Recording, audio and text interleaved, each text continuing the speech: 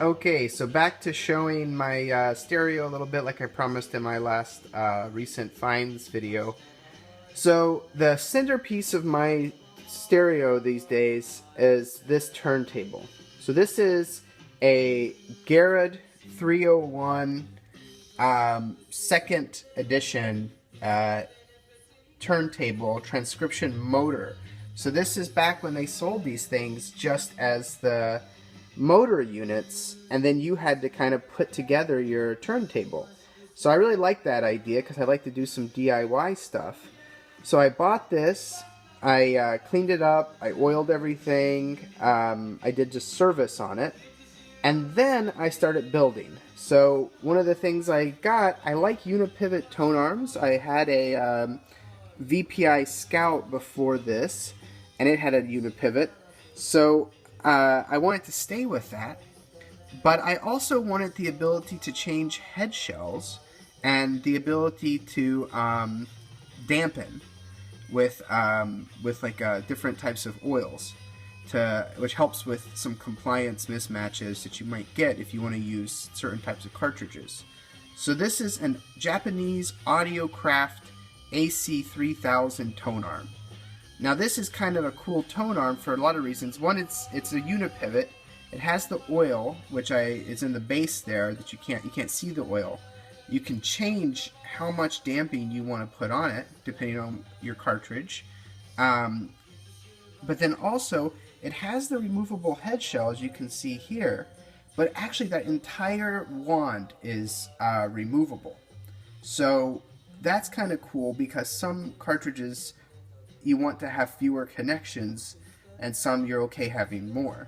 The general rule, I think, is if you have a very low output cartridge, you want to have fewer connections.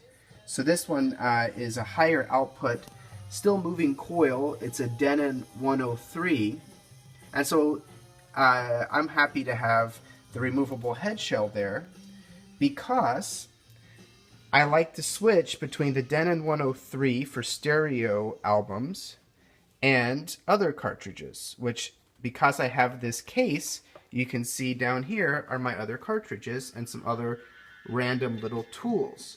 So here is a Denon 103R that's not in its head shell. Here is a Denon 102. That's a mono cartridge. That's an extremely low compliance, extremely heavy tracking cartridge that is useful to have that dampening. This is a Shelter 501 Mark II. The second version of that. That's sort of a higher quality stereo cartridge. I don't actually use that one very much because I like the sound of Denons quite a bit. And then this is an extra wand,